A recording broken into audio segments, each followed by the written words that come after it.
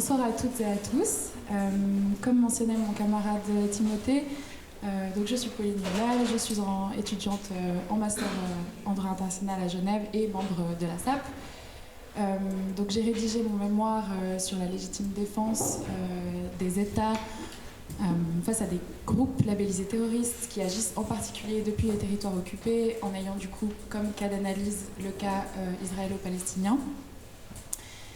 Donc c'est un vrai honneur pour moi de pouvoir discuter aujourd'hui avec Jérôme Heurtaud, parce que ton livre, il interroge vraiment une question qui traverse à la fois le droit, la politique et nos sociétés.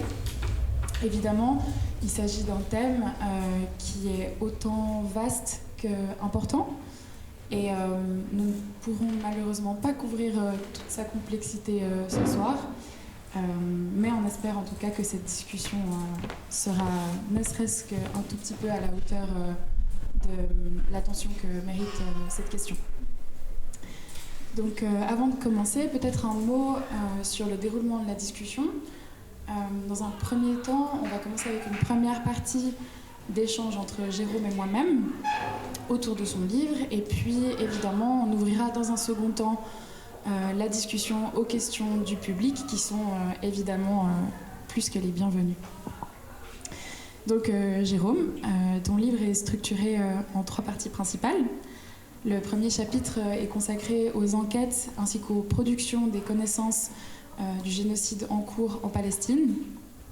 Le deuxième chapitre porte sur le droit international comme langage mobilisé pour qualifier les violences et les actes commis. Et le troisième chapitre est consacré à la question de la justice internationale, de ses limites auxquelles on est toutes et tous confrontés chaque jour, et des moyens qui sont mis en œuvre par la société civile pour tenter, ne serait-ce qu'un petit peu, de lutter contre ce sentiment d'impunité. Donc, Jérôme, tu es politiste. Le droit international, ce n'est pas ta spécialisation académique initiale. Tu en parles dès le début de ton livre, où tu mentionnes que pour toi, c'était t'emparer d'un sujet qui te désemparait.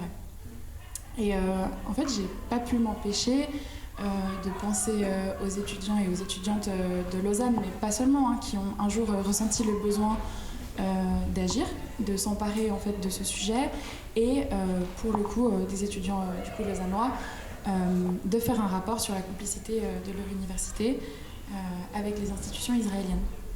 Toutes et tous venaient d'horizons différents. Il y avait des personnes qui venaient de la faculté des sciences sociales, de psychologie, de droit, de l'histoire, de sciences de l'environnement, et en fait il y a vraiment cet aspect en fait on fait avec les moyens du bord.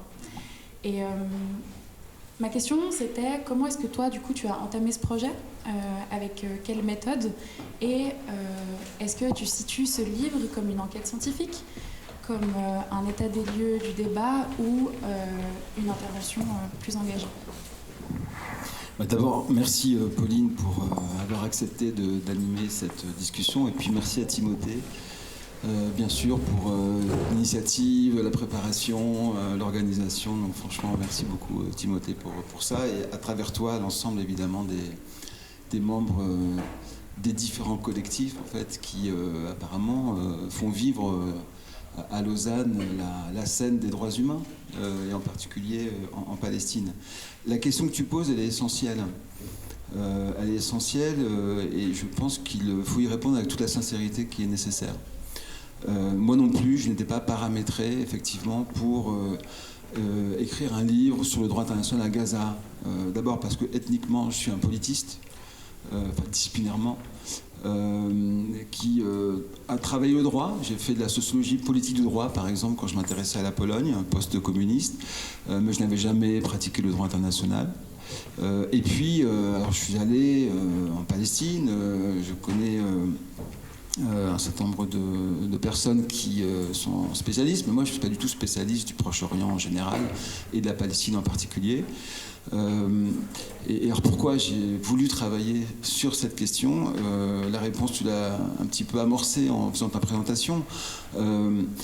Parce que Gaza m'a tendu un miroir, et je pense que tend un miroir à chacun d'entre nous, dans nos sociétés occidentales et en particulier en France. Et je vais essayer d'expliquer pourquoi, et je vais simplement essayer de dire ce que j'ai vu dans ce miroir. Donc j'ai vu un universitaire, un enseignant-chercheur, qui fait de la recherche, qui enseigne aussi, et qui donc rencontre chaque jour des étudiants, qui étaient encore plus désemparés que moi, parce qu'ils n'avaient, pour beaucoup d'entre eux, finalement que très très peu d'outils, ils étaient peu outillés pour comprendre ce qui était en train de se jouer à partir du 7 octobre et ensuite bien évidemment à partir de la riposte, la dite riposte israélienne. Donc il y avait du côté des étudiants beaucoup d'attentes, beaucoup de questionnements qui parfois même n'étaient même pas formulés. Et puis dans la communauté enseignante dont je fais partie, dans mon université à Dauphine, à Paris, tout le monde était finalement peu capable de répondre, d'alimenter un débat sur ce qui se passait. Et moi, mon envie a été d'utiliser justement, comme tu disais, on fait avec les moyens du bord. Moi, sur mon bord à moi, il y a quelques compétences en méthodologie, en enquête en sciences sociales, des lectures, voilà, une connaissance d'un champ d'analyse et de recherche. Mais il y avait surtout quelque chose qui ne relève pas de mon rôle de chercheur, mais plutôt de mon rôle de citoyen, une indignation terrible. Une indignation terrible face à l'attitude de nos autorités vis-à-vis de la machine de guerre qui s'est mise en place dès le 7-8 octobre contre Gaza. Je n'appelle pas ça la guerre à Gaza, mais la guerre contre Gaza. Et cette terrible campagne militaire a été immédiatement soutenue inconditionnellement ou quasi inconditionnellement par nos propres autorités. Et ce soutien a été fait en notre nom, au nom de tous les citoyens. Et j'allais dire au nom d'une triple inversion de valeurs. Pourquoi ? Pourquoi ? Parce que elle a été justifiée, cette guerre, elle a été soutenue depuis la France et depuis d'autres pays européens et occidentaux, comme une guerre pour la paix. Mais une guerre, en réalité, qui était entièrement punitive, une guerre justifiée par un principe de légitime défense, comme vous le savez, et qui a en fait foudroyé la population palestinienne à Gaza, qui a été soumise à un régime de terreur qui, en fait, se fondait sur la conjugaison à la fois de la loi du plus fort, parce que c'est un conflit asymétrique, comme chacun sait ici depuis toujours, et la loi du talion. Comment justifier une guerre menée au nom de la paix, au nom d'une paix à rétablir, une guerre qui est aussi terrible d'un point de vue du fait militaire. On l'a soutenu aussi au nom de la lutte antiterroriste. Et on sait bien à quel point dans nos pays, la lutte antiterroriste est considérée par l'opinion publique comme très très légitime depuis 2001 et puis les attentats notamment de 2015 en France. On sait que nos pays ont été touchés par ces attentats. Et donc il a été très facile aux autorités d'abord de qualifier sans discernement, c'est-à-dire de manière, disons, à ne laisser subsister aucune nuance, les attaques du 7 octobre comme le fait d'une organisation en tout point terroriste. Alors moi je considère que ces attaques ont semé la terreur. Ce sont d'ailleurs des crimes de guerre, des crimes contre l'humanité qui ont été pointés par les organisations internationales. Donc il n'y a aucune ambiguïté de ce point de vue-là.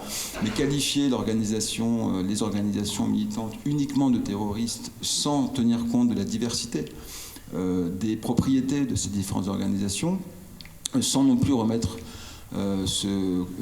cet événement dans un contexte historique et sociologique plus large, en fait, justifier du coup l'implacable riposte militaire qui a été mise en place et justifier des atteintes massives au droit international. Et c'est vrai qu'on a laissé agir les soldats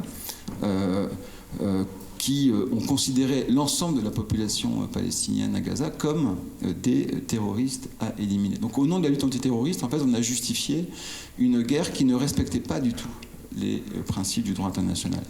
Et puis on l'a enfin soutenu, troisième inversion, au nom de la solidarité entre les démocraties, au prétexte que Israël serait la seule démocratie de la région, sans voir que c'est peut-être une démocratie au sens formel du terme, qui organise des élections régulières, qui, c'est vrai, fondée sur un pluralisme incontestable, qui a, même si le gouvernement de Netanyahou a cherché à davantage le contrôler, tout de même une justice relativement indépendante, donc il y a des mécanismes formels de démocratie, mais qui soumet une partie de sa population qu'elle contrôle à des discriminations qui sont structurelles, et dont beaucoup d'organisations ont qualifié qu'elles relevaient de l'apartheid.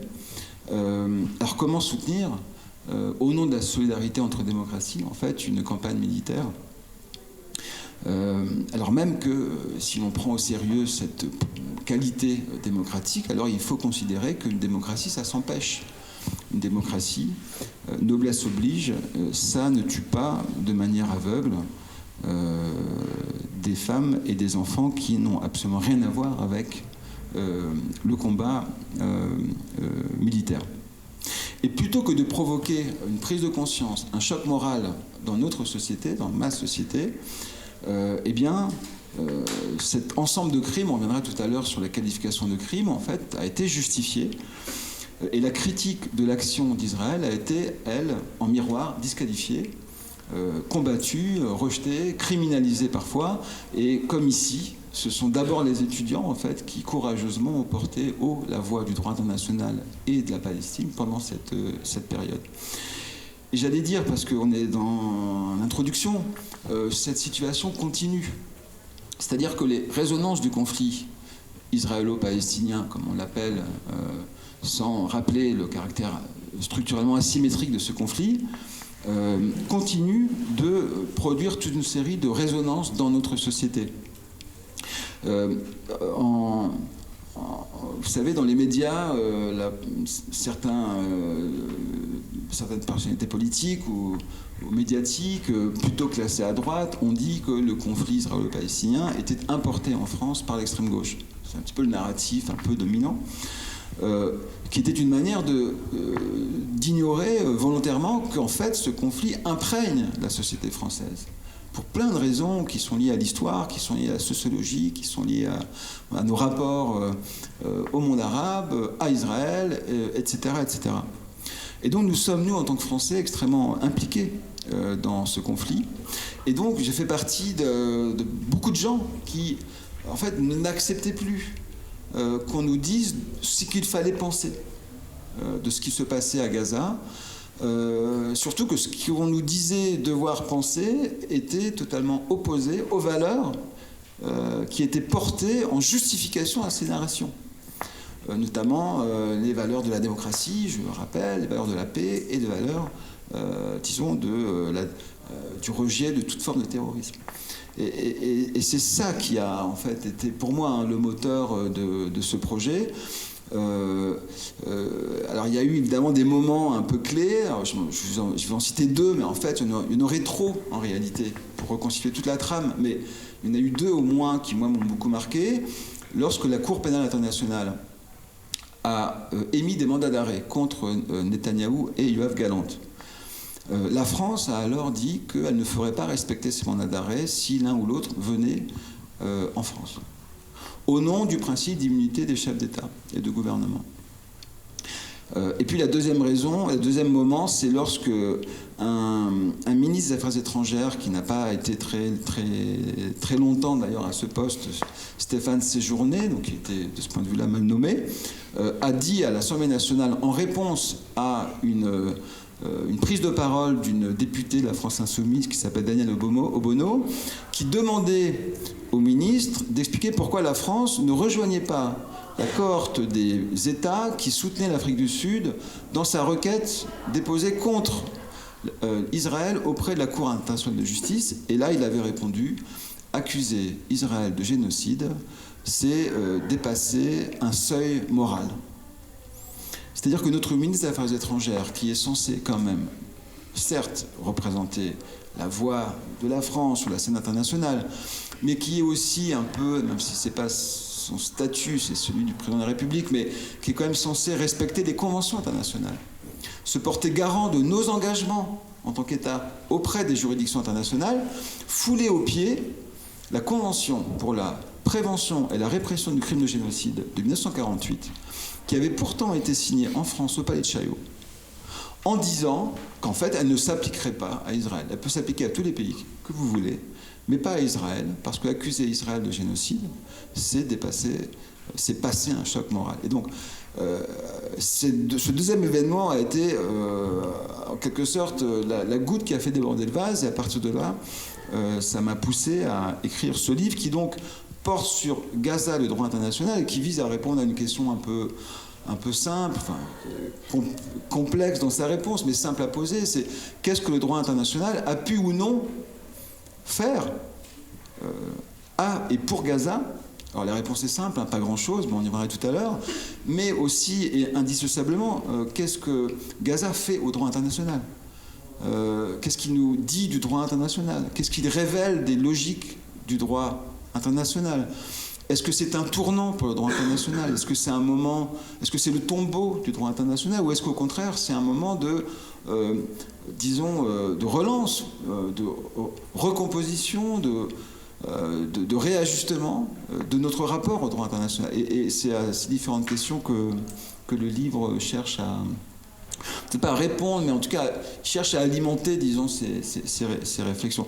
Mais avant de te rendre la parole, ce livre-là, j'aurais préféré ne pas l'écrire. En fait, j'ai écrit un livre que j'avais envie de lire parce que il y avait peu de choses, en réalité. Et alors, si j'avais pu ne pas l'écrire, le monde se porterait évidemment beaucoup mieux. On est bien d'accord là-dessus. Tout à l'heure, j'ai parlé de miroir.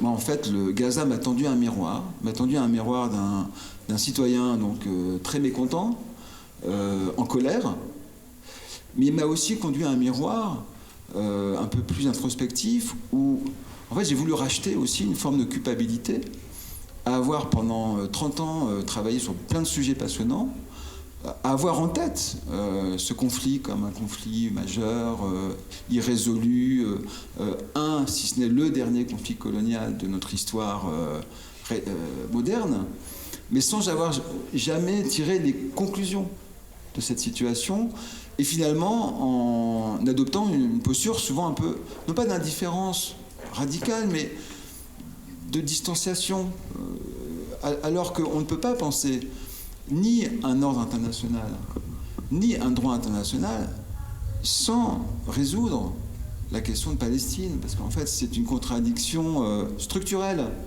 à tous les projets d'un vivre ensemble mondial que l'on peut éventuellement échafauder.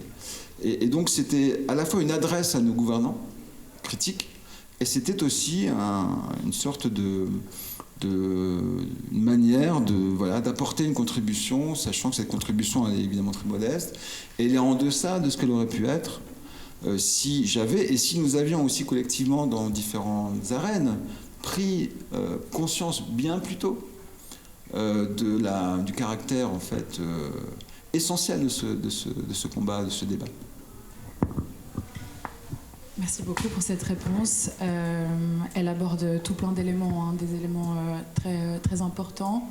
Ne serait-ce que, par exemple, la généralisation de ce côté tout Palestinien est terroriste, et du coup de ce que ça amène comme discours aussi. C'est des questions sur lesquelles on va revenir, parce que c'est des questions centrales. Donc merci beaucoup pour cette réponse. Moi j'avais aussi envie de te poser une question, c'est que du coup dans la continuité, dans ton premier chapitre, tu montres que tu démontres dans une analyse assez très complète, hein, comme je te disais tout à l'heure, tu as fait un travail assez méticuleux par rapport aux enquêtes et aux analyses qui ont été faites, et on voit aussi justement que ces enquêtes et qu'en fait le génocide à Gaza est l'un des massacres les plus documentés en temps réel. Et en fait, j'avais envie de te demander, pour toi, quel rôle jouent aujourd'hui, alors pas les institutions internationales parce que c'est déjà tout un débat, mais plutôt les ONG, les experts juridiques, les journalistes, dans en fait cette production d'informations, dans la qualification juridique, et puis dans un second temps, comment est-ce qu'en fait elles acquièrent cette légitimité pour qualifier des faits aussi graves que des crimes de guerre, des crimes contre l'humanité et le crime de génocide. Alors c'est vrai que dans nos espaces publics, on nous disait les informations sur Gaza, c'est un peu le triangle des Bermudes. On ne sait pas ce qui s'y passe. C'est un angle mort. C'est un espace sans vie, ou plutôt sans représentation. Et ce discours était très largement dominant dans nos médias. Un espace sans représentation. Et donc on ne faisait pas confiance aux chiffres, par exemple, de la mortalité qui étaient publiés par le Hamas. Et on disqualifiait, on délégitimait toute forme de source, y compris d'ailleurs lorsqu'elle provenait d'organisations internationales. Alors donc mon idée, ça a été, enfin mon idée, c'est pas vraiment une idée en réalité, hein, c'est un réflexe. Mon réflexe, en tant qu'enseignant, chercheur, citoyen, ça a été d'aller chercher l'information. Et alors en quelques clics, on obtient une masse d'informations considérables sur la situation à Gaza, sur le type d'actes militaires qui sont produits à Gaza et les effets de ces actes sur la population. Et alors d'où viennent ces informations ? D'abord, elles viennent de l'ONU. L'ONU, on le critique beaucoup, mais il est à travers un certain nombre d'agences présentes, elle est présente dans les territoires palestiniens occupés, et en particulier à Gaza, mais pas seulement, depuis des décennies. Donc il y a l'Organisation mondiale de la santé, il y a l'UNESCO, il y a toute une série d'agences comme ça, qui en fait produisent une sorte de statistique publique en temps réel. Et on sait à peu près tout sur la population, la vaccination des enfants, sur la mortalité ordinaire, hein, sur les zones résidentielles, sur l'exploitation des terres. Et pendant la guerre, on sait comment tout ça est affecté par la campagne militaire. Si bien on a des mises à jour quotidiennes et surtout hebdomadaires. Donc en fait, toutes nos autorités, tous les États du monde membres de l'ONU, sont destinatrices de ces informations qui sont mises à jour sur une base extrêmement régulière. Ce qui fait que dès les premières semaines, on sait déjà, en gros, quel est le taux de destruction, combien d'hôpitaux ont été visés, combien d'écoles ne sont plus praticables, combien d'enfants sont déscolarisés, combien de personnes sont tuées, etc., etc. Sur la Cisjordanie aussi. Et cette statistique publique, par contre, elle est descriptive, c'est-à-dire qu'elle n'interprète pas les faits. Mais elle est une source considérable. Et ça, c'est le premier niveau, premier échelon d'information. Tout le monde s'en sert. Quand je dis tout le monde, c'est les ONG, c'est les experts internationaux. Alors passons justement aux autres. Il y a la presse. Dans les médias, on disait il n'y a pas de presse internationale. Sous-entendu, il n'y a pas de presse occidentale à Gaza. Mais en fait, il y avait Al Jazeera qui a fait un travail considérable en produisant de l'information et de l'image en permanence. Enfin, moi, je vais très souvent en Tunisie, en particulier. Tous les cafés tunisiens, on a Al Jazeera qui transmet en direct ce qui se passe à Gaza du matin au soir. Donc on a des images. On a des journalistes à Gaza. Des journalistes dont on dit que ce ne sont pas des vrais journalistes, ce sont des terroristes déguisés. Enfin, en fait, la plupart de ces journalistes sont soit d'anciens fixeurs pour la presse internationale, soit de vrais journalistes professionnels depuis longtemps, soit des étudiants, des jeunes, qui se sont formés sur le tas pendant la guerre pour pouvoir envoyer des informations aux agences internationales qui, eux, redistribuaient dans un certain nombre de médias. Donc en fait, ce travail journalistique a été fait, et de manière extrêmement sérieuse, et surtout avec une prise de risque considérable, puisqu'on compte pas moins de 293 personnes, journalistes, qui ont été tuées en tant que journalistes à Gaza pendant toute la période. Donc il y a la presse. il faut aussi rendre à César ce qui appartient à César. Il y a une presse indépendante internationale qui arrive à produire de l'information parce qu'ils ont des contacts sur place, ils font remonter de l'information. En France, on a Orient 21, par exemple. On a toute une série comme ça de sites à l'échelle internationale qui sont extrêmement documentés sur ce qui se passe à Gaza. Et puis, donc, il y a les ONG. Et les ONG, elles sont de divers ordres. Des ONG nationales, palestiniennes, il y a même des ONG israéliennes qui font un travail très intéressant, et des ONG internationales au sens où elles peuvent être britanniques, enfin étrangères en tout cas, et qui, elles, alors soit sont présentes sur place à travers des enquêteurs, soit travaillent à distance, mais ont une ancienneté. Donc ils ont un rapport au terrain qui est en fait assez ancien, et qu'ils ont actualisé pendant la guerre, et qui s'est traduit par des enquêtes menées sur un certain nombre de sujets. Il y a différentes enquêtes. Il y a des enquêtes qui ont été faites sur les faits militaires. Alors, par exemple, il y a une ONG britannique qui s'appelle Air Wars, qui elle est spécialisée sur les bombardements et sur les effets des bombardements sur les populations. Donc, en gros, sur ce qu'on appelle vulgairement dans les médias les morts collatérales, les victimes collatérales. Et en fait, ce qui les intéresse, c'est de créer des fiches descriptives de chaque bombardement. Ils ne peuvent pas, évidemment, il y en a eu tellement, faire une fiche par bombardement, mais ils en ont fait plusieurs centaines, voire milliers maintenant. Et pour chaque bombardement, ils reconstituent le bombardement. Donc, quelle bombe, quel immeuble, à quel moment, dans quel endroit, combien de morts, combien de blessés, qui sont les morts, qui sont les blessés, quels sont leurs liens familiaux, comment ils arrivent à faire ça. Ils utilisent les ressources en ligne, Facebook, lorsque par exemple il y a des avis de décès. Et puis après, ils repèrent le bombardier. Ils reconstituent la chaîne de commandement. Ils essaient de repérer qui a largué la bombe. Et donc ils font des fiches qui peuvent ensuite servir à des procédures judiciaires, mais qui déjà produisent de la connaissance très précise. Et c'est comme ça qu'on a des statistiques sur les 3 premiers mois et sur les bombardements massifs qui ont été beaucoup plus meurtriers que toutes les campagnes militaires repérées et observées par la même ONG depuis le début des années 2000. C'est-à-dire que c'est la campagne militaire la plus létale, surtout pour la population civile et en particulier envers les enfants, de toute l'histoire du XXIe siècle, tout conflit confondu dans le monde. Et ça, c'est des observations, j'allais dire presque statistiques, fondées sur des schémas d'observation répétés.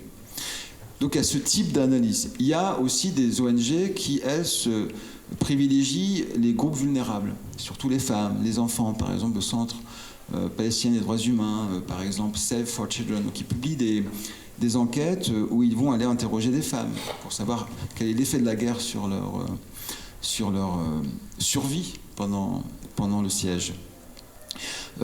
Pareil pour les enfants. Bon. Et donc ils produisent des connaissances qui sont déjà plus que des connaissances descriptives, il y a une forme d'interprétation. Pourquoi ? Parce que pour analyser ce qui se passe, ils mobilisent, et là je reviens un peu je réponds à la question, à la deuxième partie de la question, ils mobilisent des catégories de droits. Par exemple, il se trouve qu'il y a ce qu'on appelle le droit international des droits humains. Ce sont l'ensemble des règles qui établissent quels sont les droits des humains. Donc il y a la convention, il y a la déclaration des droits de l'homme et du citoyen, il y a les pactes de l'ONU sur les droits civils et politiques, il y a la convention aussi pour l'élimination de la torture, etc., etc. Et à partir desquelles ils observent donc des distorsions entre la règle qui doit être respectée et la réalité observée sur le terrain. Et ils en tirent des conclusions. Et très souvent, les conclusions se traduisent par la mobilisation des catégories du droit international pénal et surtout crimes de guerre, crimes contre l'humanité. Et puis il y a une troisième catégorie d'enquête que je trouve évidemment extrêmement intéressante, qui, elle, cherche à proposer une vision un peu plus, disons, générale, globale, holistique de la situation, et qui vont donc articuler plusieurs types d'observations, et qui vont faire le choix de traduire en mots juridiques, dans le langage juridique, l'entièreté de la situation. Et c'est ces rapports-là qui vont mobiliser la catégorie de crimes de génocide en particulier, Pourquoi ? Parce qu'il faut pouvoir démontrer qu'il y a un crime de génocide, et là il faut s'appuyer sur des textes juridiques très précis, on va peut-être y revenir tout à l'heure, et en particulier la Convention de 1948. Donc en fait, quand vous compilez les agences de l'ONU, les ONG, les médias, vous avez déjà quand même beaucoup de choses. Mais alors en plus, l'ONU dépêche, comme vous le savez, à travers son Conseil des droits de l'homme et des procédures spéciales, des acteurs qui ont comme mission d'analyser la violation des droits humains en Palestine. Et il y a deux types d'acteurs. Il y a la Commission des droits de l'homme, il y en a trois même, il y a deux commissions qui relèvent du Comité des droits de l'homme de l'ONU, dont l'une est très célèbre puisqu'elle était dirigée par la grande juge sud-africaine Pillay, et qui a produit plusieurs rapports qui sont tous des rapports vraiment extrêmement professionnels en quelque sorte, et qui jusqu'au dernier rapport concluaient à des crimes de guerre et des crimes contre l'humanité. Ils ont même fait des rapports sur le 7 octobre, en concluant d'ailleurs au même résultat, incriminant pour le 7 octobre, pour la petite histoire, même si c'est pas la petite histoire, à la fois les combattants des groupes armés palestiniens et aussi Israël, pour avoir commis, même Israël, le 7 octobre, de possibles crimes de guerre. Vous savez peut-être pourquoi. Et donc cette commission, dans son dernier rapport en septembre 2025, elle a utilisé pour la première fois la qualification de crime de génocide. Et à côté de ça, il y a une rapporteuse spéciale du Comité des droits de l'homme de l'ONU, qui est Francesca Albanese, qui, elle aussi, a fait un travail assez extraordinaire en fait pendant toute cette période, puisqu'elle ne s'est pas contentée uniquement de regarder si le droit international était respecté à Gaza. Elle a thématisé de manière encore plus accentuée que les autres ces différents rapports, et à chaque fois en voulant démontrer une thèse de chaque fois plus audacieuse, mais toujours plus convaincante. Première thèse, c'était qu'il y avait là un génocide à Gaza, et c'est la première à l'avoir fait de manière publique en avril ou mars ou avril 2024 seulement, quelques mois seulement après que l'Afrique du Sud ait déposé une requête contre Israël auprès de la CIJ pour risque de génocide.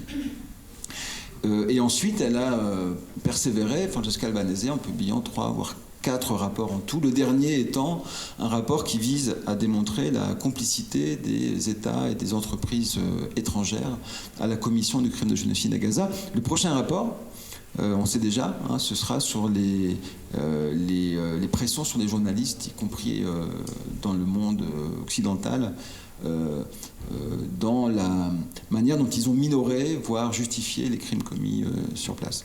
Alors effectivement, l'ensemble de ces acteurs, que j'appelle des acteurs de l'incrimination, ne se sont pas contentés de décrire, mais ils ont dit, voilà, nous ce qu'on observe, c'est d'abord des crimes, et la notion de crime a un sens en droit.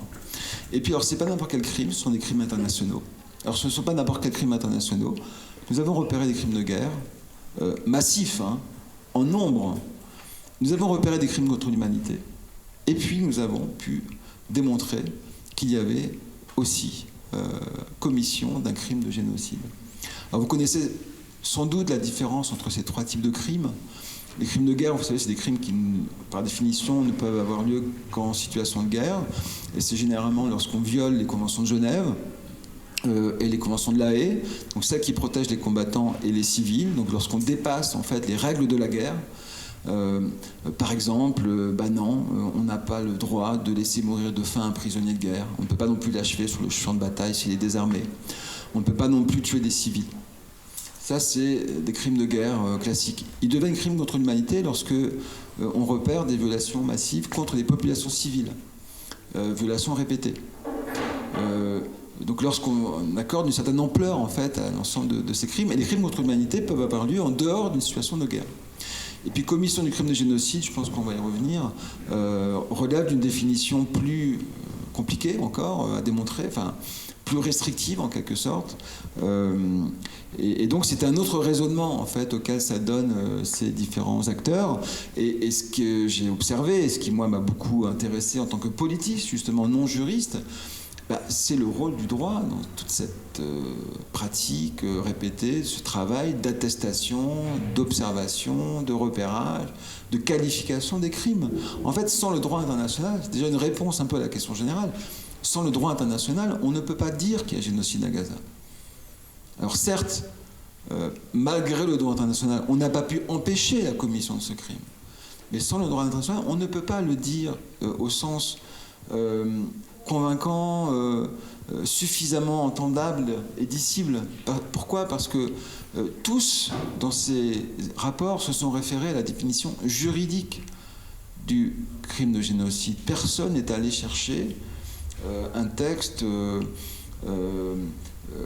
d'historien sur le génocide des Juifs pendant la Shoah, pendant la Seconde Guerre mondiale, ou le génocide des Tutsis au Rwanda. Ça n'était pas nécessaire, puisqu'il y a une définition légale, rationnelle, juridique de ce qu'est un génocide. Merci beaucoup. Pardon, excuse-moi, j'ai pas tout à fait répondu complètement à ta question, parce que tu disais qu'est-ce qui fonde la légitimité de ces organisations. Alors, moi, je suis pas le seul ici, un chercheur en sciences sociales, donc je sais à peu près ce que c'est qu'une recherche en sciences sociales. En général, une recherche en sciences sociales de qualité est une recherche qui dit comment elle produit ses énoncés. Donc, elle développe et elle dévoile, toute transparence, sa méthodologie, bon, pour résumer. Une enquête journalistique, c'est autre chose. On n'est pas toujours obligé d'expliquer comment on a fait le reportage, mais par contre, on vérifie la véracité d'un fait par au moins en doublant les sources. Il faut 2 sources pour dire qu'un fait est attesté. Et puis à l'enquête judiciaire ou policière que je n'ai jamais pratiquée, mais qu'on connaît tous parce qu'on regarde souvent des séries télévisées. Eh bien, ce que l'on observe, c'est que ces enquêtes se réfèrent à ces 3 types d'enquêtes.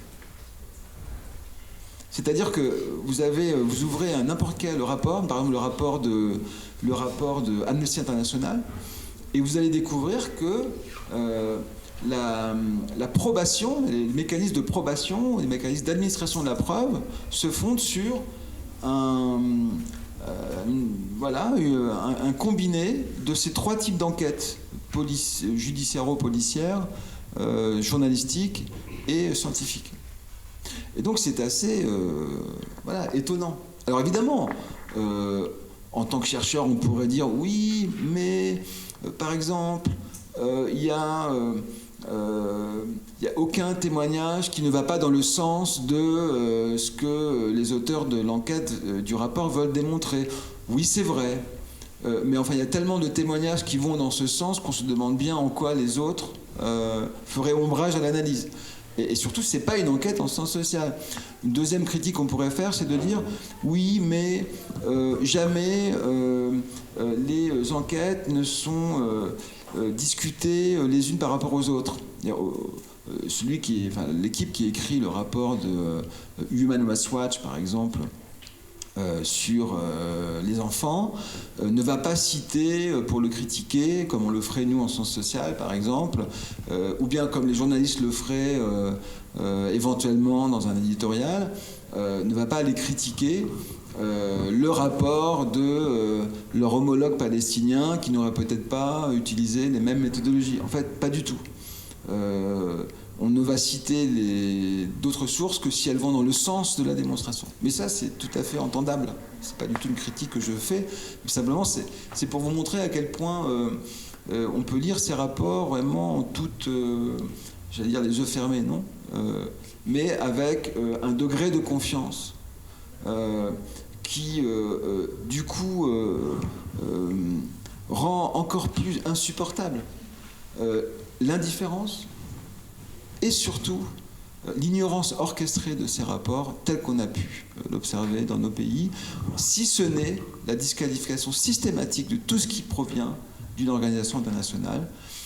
Alors ça, c'est classique, hein, la critique des ONG internationales, on a ça en Tunisie en ce moment, on a ça dans tous les pays qui ont des vocations autoritaires, mais on a ça maintenant dans un pays comme la France, de la part de représentants du gouvernement qui se dit relevant d'un parti politique centriste, modéré. Enfin, moi que j'appellerais avec d'autres l'extrême centre, mais c'est un autre débat. Oui, alors merci beaucoup. Et puis effectivement, je pense qu'il est aussi important à soulever, c'est ce côté, en tout cas j'ai l'impression d'acteurs en fait qui ne sont pas des acteurs institutionnels, mais qui le deviennent en fait par la force des choses, parce qu'effectivement aussi dans l'utilisation des enquêtes et des rapports qui sont rendus, si on a un peu la foi et la patience de se plonger dans les ordonnances qui sont rendues par la Cour internationale de justice, par exemple, on voit aussi à quel point c'est documenté et à quel point en fait les instances internationales se basent aussi sur ce genre d'enquête et de rapports. Et à ce titre, aussi, Jérôme parlait au tout début des journalistes palestiniens, soit de métier ou soit qu'ils le devenaient en fait, face en fait à ce qui se passait c'est ce qui se passe quotidiennement là-bas. Je ne sais pas si ça peut vous intéresser. Il y a un film assez intéressant qui je ne pourrais pas vous dire exactement quand est-ce qu'il est sorti, je pense assez récemment, qui s'appelle From Gaza with Love et qui montre en fait le quotidien de Souhail, qui est en fait de base de formation graphiste, et puis qui devient, qui documente quotidiennement, qui envoie toutes les images du coup à son compère en France, qui est Charles Villa. Et puis, en fait, ce documentaire, il montre bien aussi le quotidien et en fait la manière dont ces personnes deviennent journalistes par la force des choses, en fait. Et moi, j'ai trouvé que c'était un film qui était très parlant. Et aussi de la manière dont Charles Villa fait aussi ses enquêtes de son côté. C'est assez passionnant, en fait, de ce côté... où en fait il utilise aussi les données satellites, les images, comme Jérôme disait, les avis de disparition sur Facebook. C'est un travail qui est méticuleux et en fait, voilà, je pensais qu'il était assez pertinent de mentionner ce film. Et le temps court un petit peu malheureusement, mais on va quand même continuer. Et donc tu as parlé aussi du génocide et en fait, le terme génocide est un terme qui est un terme fort et dont en fait l'usage suscite malheureusement beaucoup de réticences en fait dans le débat public. Alors même qu'en fait, l'importance de la reconnaissance des faits, non seulement pour les victimes et pour en fait une sorte de sentiment de justice, mais aussi pour le processus judiciaire est vraiment inévitable. Et en fait, à un moment du livre, tu parles des schémas de comportement pour identifier justement cette intention génocidaire.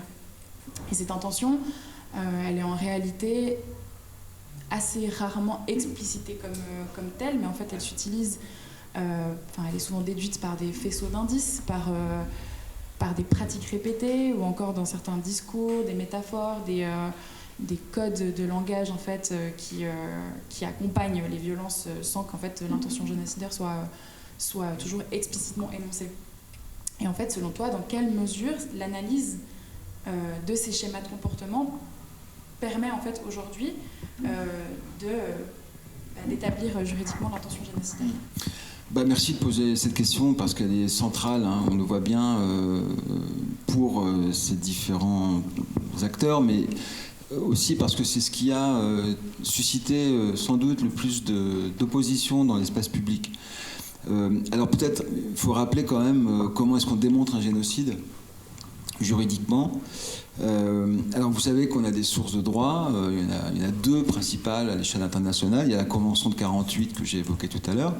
Mais attention, cette convention, elle s'intitule bien pour la prévention et la répression du crime de génocide, ce qui veut dire que, et ça peut paraître paradoxal, c'est qu'on peut l'activer au cours, et même avant même qu'il puisse y avoir génocide, au nom de sa prévention. Donc l'Afrique du Sud avait toutes les raisons de le faire en décembre 2023.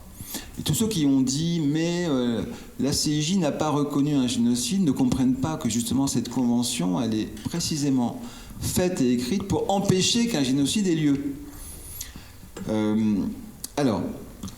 Il y a cette convention, et puis il y a le statut de Rome qui crée la Cour pénale internationale.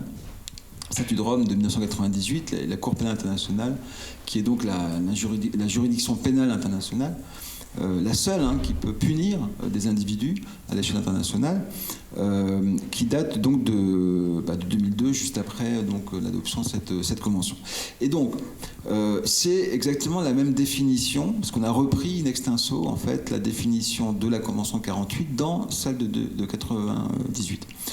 Et qu'est-ce qu'elle dit, cette convention ? Elle dit qu'un génocide, c'est un ensemble d'actes commis dans l'intention de détruire en tout ou partie un groupe national, ethnique, culturel ou religieux. Et donc, pour pouvoir démontrer que ces actes ont été commis, il faut pouvoir démontrer des faits matériels du crime. Et il y a 5 types de faits matériels. Alors pardon d'être un peu docte, mais c'est important de les avoir en tête. Il y a d'abord des meurtres de membres du groupe. Donc si par exemple on tue un certain nombre de gens, alors ça peut être 2, 3, 4, 6 000, 5 millions. Il n'y a pas de seuil quantitatif. Meurtre des membres du groupe. Deuxième critère, atteinte grave à l'intégrité physique ou mentale de membres du groupe. Donc c'est les blessures et mentales. C'est très important que l'on ait pris en compte les effets psychiques.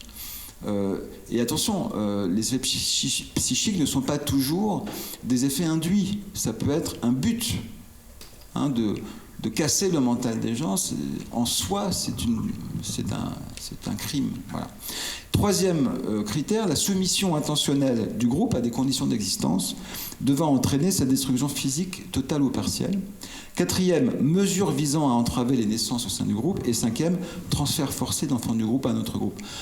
Il suffit d'un seul de ces critères pour pouvoir démontrer la matérialité du crime de génocide. Un seul. Il se trouve qu'à Gaza, les ONG ont très clairement démontré qu'au moins 3 voire 4 de ces critères étaient vérifiés. Il y a des meurtres du groupe, ça, inutile de vous faire un dessin. Il y a des atteintes graves à l'intégrité physique et mentale.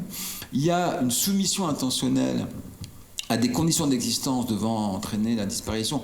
Là, on pense par exemple au transfert forcé de populations qui ont été répétées, de la même population, sur une chronologie très courte. En plus, sur un territoire qui était fermé de toutes parts. Il n'y a pas d'équivalent, en fait, dans l'histoire contemporaine d'une telle abjection du point de vue de la soumission de l'ensemble du groupe à des conditions d'existence extrêmement déplorables, sans parler ici des destructions de tout ce que la main gauche de l'État peut apporter à une société, donc les hôpitaux, les écoles, les lieux de culte aussi. Donc quand vous détruisez tout ça et qu'en plus les gens ne peuvent pas s'échapper, qui survivent dans les décombres de ces choses-là, alors évidemment, voilà. Et puis il y a des mesures visant à entraver les naissances, donc, par exemple des destructions de maternité, des conditions déplorables pour les femmes qui ne peuvent ni vivre une grossesse en toute sécurité, ni accoucher dans les meilleures conditions. Donc ça a été considéré par un certain nombre de gens comme une mesure visant à entraver les naissances. Et donc pour ces 3 ou 4 raisons-là, on a tous les éléments de probation. Mais il faut ajouter à ça, et je réponds enfin à ta question, mais je vais aller vite, la question de l'intentionnalité. C'est-à-dire qu'il ne faut pas seulement démontrer des faits matériels, il faut aussi prouver qu'à travers la commission de ces faits, on cherche intentionnellement à détruire toute ou partie du groupe. Et donc comment est-ce qu'en justice internationale, en droit international, on démontre l'intentionnalité ? Il y a 2 manières. Soit on a des discours explicites des autorités politiques et militaires qui disent il faut exterminer, il faut éradiquer. Alors à Gaza, on les a.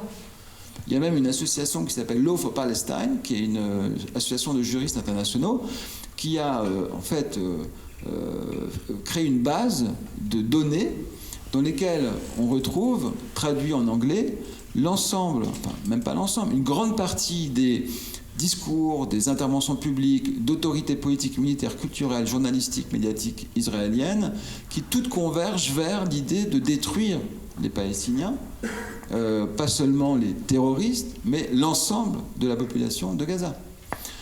Donc en fait, on a tous les éléments de l'intentionnalité tels que ordinairement mobilisés pour démontrer l'intentionnalité génocidaire. Mais, dit la jurisprudence, s'il n'y a pas ces discours-là, si on n'a pas de source suffisamment explicite, on n'a pas de narratif explicite, alors il faut induire l'intentionnalité génocidaire d'un repérage de schémas de comportement, c'est-à-dire de pratiques répétées, particulièrement atroces.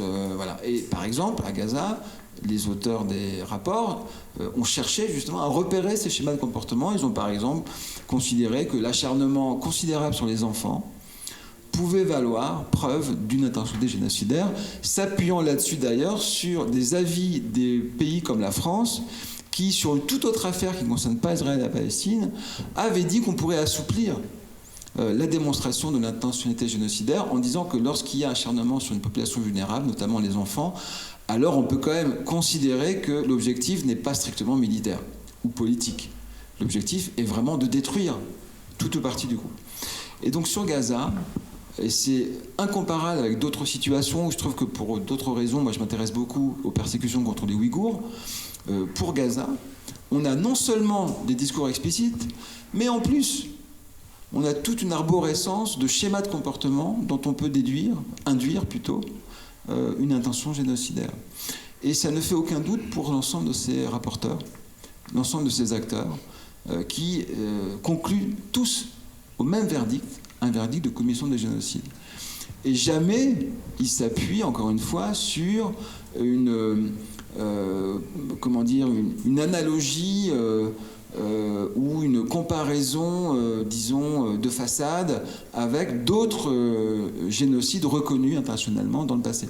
Ils s'appuient sur le droit et sur la jurisprudence. Donc, par exemple, lorsqu'il y a des références à Srebrenica, qui est le génocide des musulmans bosniaques de Srebrenica, c'est quelques milliers seulement d'hommes tués de manière génocidaire pendant toutes les guerres de Yougoslavie. C'est comme ça, en tout cas, que la jurisprudence a aujourd'hui établi la qualification des crimes sur place.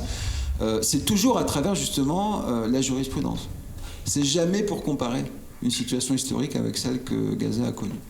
Donc c'est vous dire que les polémiques qui n'ont cessé de s'afficher dans les réseaux sociaux, dans les médias, en disant c'est honteux de dire que c'est un génocide, en fait, traduisent une méconnaissance crasse, et souvent d'ailleurs volontaire, du droit. Le droit, en réalité, autorise ce type de qualification. Bien sûr, oui. Et puis effectivement, donc la notion de génocide, elle couvre, comme vous dites, beaucoup de choses. Il y a aussi ce côté très intéressant que j'ai trouvé, c'est aussi le côté... en fait, on ne parle pas forcément de quantité. Ce n'est pas... le point culminant n'est pas forcément un certain nombre de personnes. C'est aussi, par exemple, de quel type de personnes on parle, de quel groupe de personnes. Par exemple, dans une des jurisprudences dont je n'ai plus le nom, c'est par exemple si d'un coup on tue tout un groupe de médecins ou tout un groupe en fait de journalistes, ou il y a ce côté un peu une part importante en fait du groupe en question. Et ça aussi j'ai trouvé intéressant de mettre en exergue par rapport à cette notion de génocide. Et donc, ouais, alors effectivement, le temps court et on aimerait quand même aussi vous donner la parole. Mais moi, j'ai 2 questions encore à poser à Jérôme, auxquelles je tiens... Non, mais c'est pas grave, c'est très enrichissant. Mais j'ai quand même mes 2 questions auxquelles je tiens, donc que je vais te poser. Alors effectivement, ton livre s'appelle « Le droit international est-il mort à Gaza ?» Et dans plusieurs de ces interventions, tout à l'heure tu as parlé de Francesca Albanese, qui est du coup la rapporteure spéciale des Nations Unies pour les territoires palestiniens occupés. Et Francesca Albanese explique, pas plus tard que vendredi soir à Genève au FIFDH, elle explique que le droit international n'est ni mort ni véritablement vivant par lui-même. Et elle explique que c'est un instrument dont l'efficacité dépend de ceux qui s'en saisissent. Et il y a une image qui, moi, m'a particulièrement frappée, parce qu'elle a dit comme ça en disant « mais il faut arrêter cette romantisation un peu du droit international, de l'imager en fait comme une entité à part entière qui va lever son glaive, rétablir la justice. » Et moi, ça ça m'a beaucoup marqué parce qu'en fait, on se rend compte que la volonté politique, en fait, ce droit international n'existe que par la volonté politique et la mobilisation de ceux qui s'en servent, finalement. Et puis, ça n'en devient pas... C'est une responsabilité étatique, mais c'est aussi une responsabilité, comme tu disais avant, de citoyen. Et en fait, moi, comme je disais, c'est un propos qui m'a beaucoup marqué, de par ma formation, mais vraiment en tant qu'être humain, parce que j'ai l'impression qu'on cherche fatalement une réponse à cette question. Oui, non. Et en fait, c'est peut-être pas... Il y a peut-être ce côté de se dire, en fait, le droit international, et ça va rejoindre aussi ma dernière question, le droit international, il est aussi fort que ce que nous, on peut l'être. Et en fait, j'avais envie de savoir, du coup, ta position par rapport à ça. Est-ce que pour toi, en fait, tu l'as déjà un petit peu mentionné avec cette histoire de miroir aussi, mais est-ce que pour toi, Gaza révèle la mort du droit international ou plutôt les limites de la volonté politique de ne pas l'appliquer, finalement? Et il y a ce côté, est-ce que s'il n'est pas mort, est-ce que c'est pas aussi une manière d'encadrer, voire de retarder un peu l'indignation morale de tout un chacun face aux violations? Bon, c'est une très bonne question, mais tu as presque répondu en fait en posant la question. Donc je vais être court, mais peut-être je suis globalement d'accord avec ce que tu dis. Le droit international, il n'est pas mort à Gaza, simplement il n'a jamais été très vivant.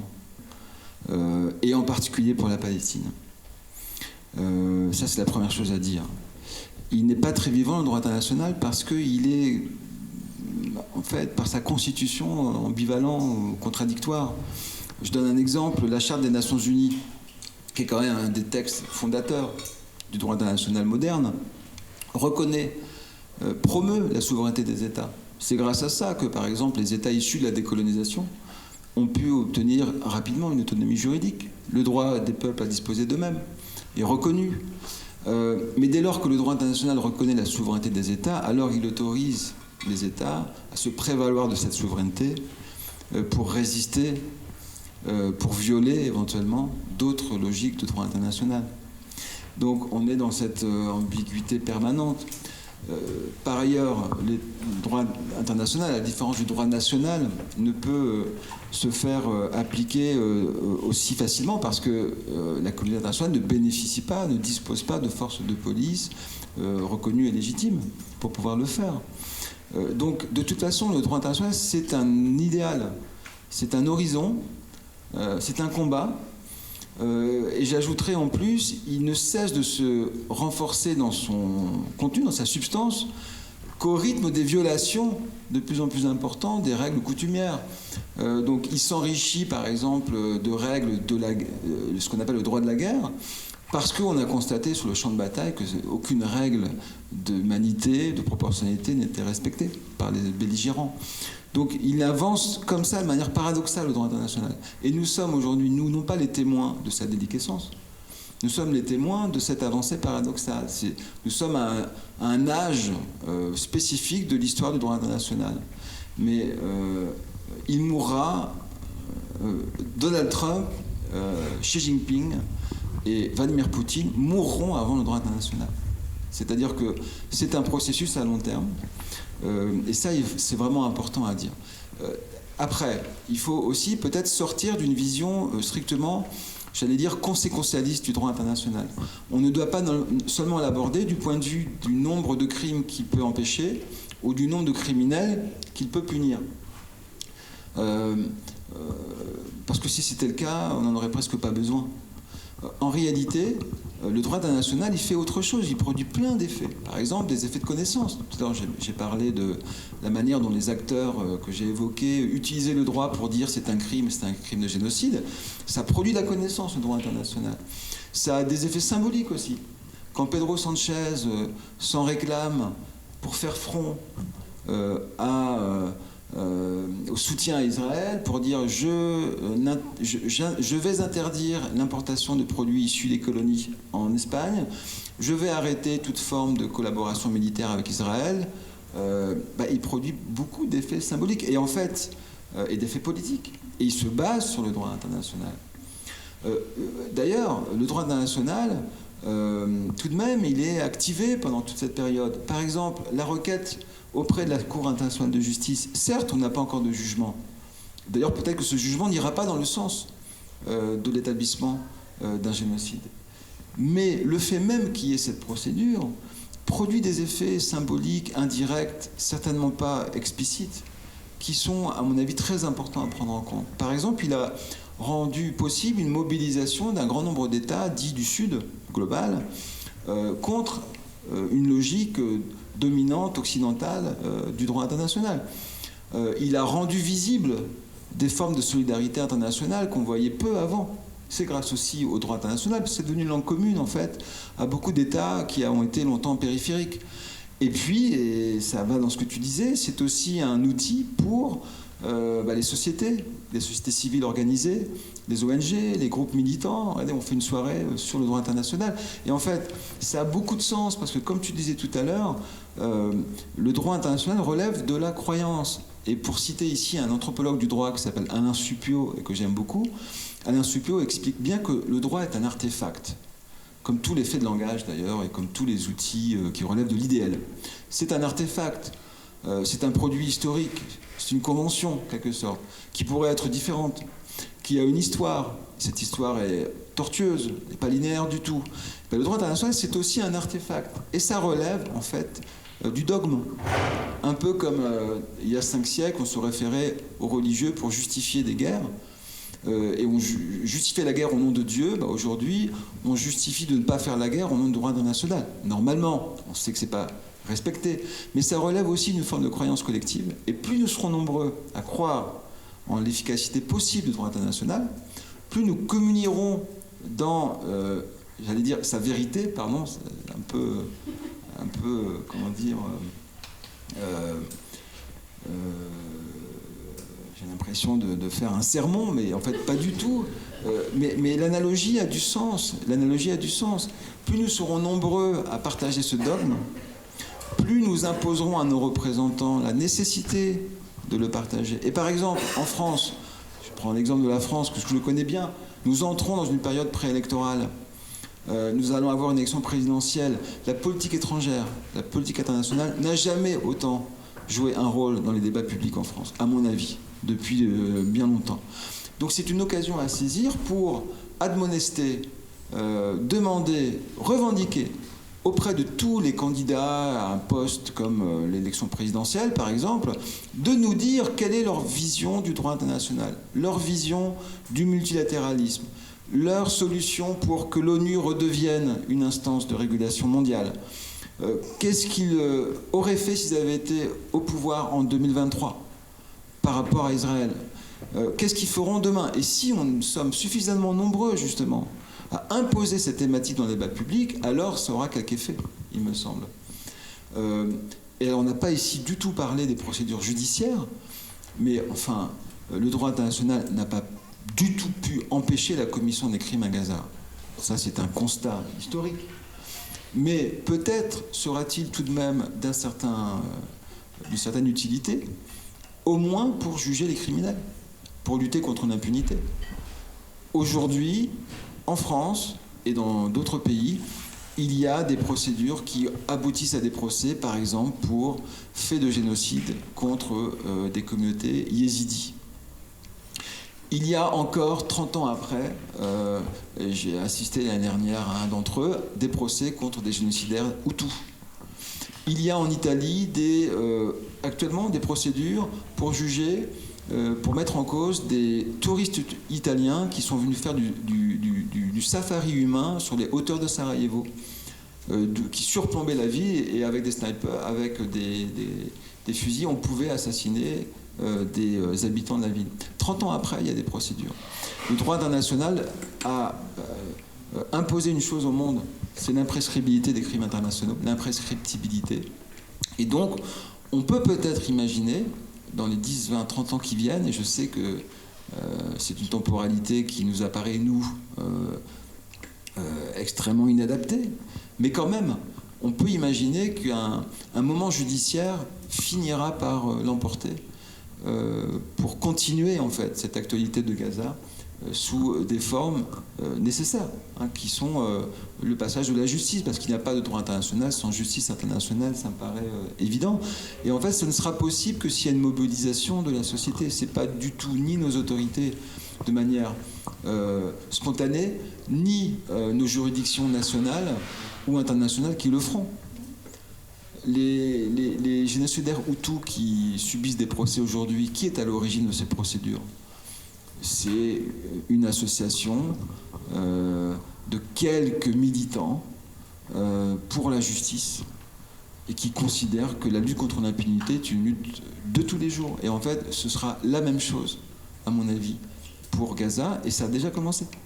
Il y a des associations, il y a une fondation INRAJA, par exemple, qui a déjà constitué plusieurs centaines de dossiers de soldats israéliens qui ont été envoyés à titre de communication auprès de la Cour pénale internationale et qui mobilisent aussi les juridictions nationales pour qu'il y ait des procédures dans les différents pays, notamment des soldats binationaux, mais aussi au titre de la compétence universelle pour des soldats qui ne seraient pas binationaux, mais qui auraient commis des crimes à Gaza. Et donc il y a déjà eu des arrestations. Alors c'est très peu, c'est vraiment pour l'instant quelques gouttes d'eau, si vous voulez, dans un vase qui a toutes les chances de déborder bientôt. Et je pense que c'est une piste, en fait, qui mérite d'être suivie.